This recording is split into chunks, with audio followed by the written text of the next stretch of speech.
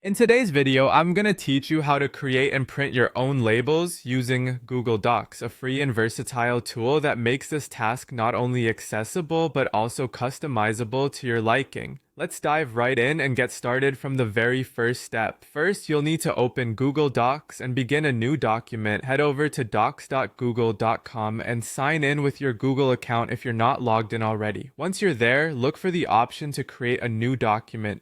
You'll see a colorful plus symbol labeled blank.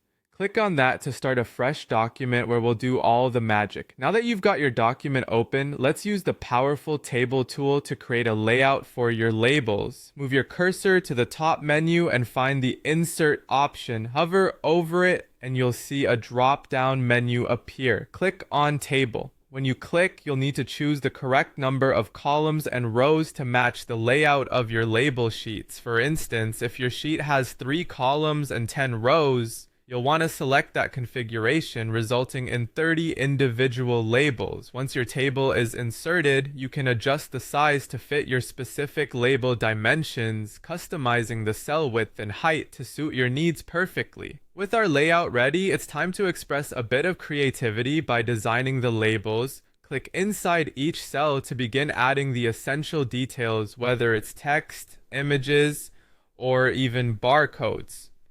You have the freedom to format the font size, choose a particular style, and decide on the text alignment. If you want your labels to pop, try adding borders or shading them with different colors.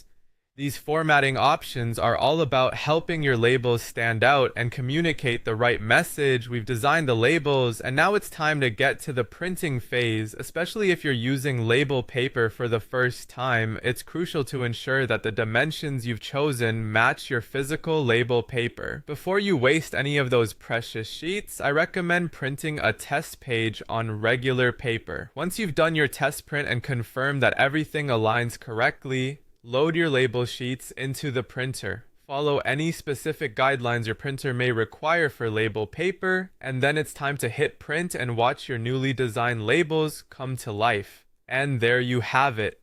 You've just created a batch of custom labels using Google Docs. If you follow these steps closely, you'll find that making labels is easier than you might have thought, and you can always tailor them to meet your specific needs. Thanks for joining me in this tutorial. Happy label making, and see you next time.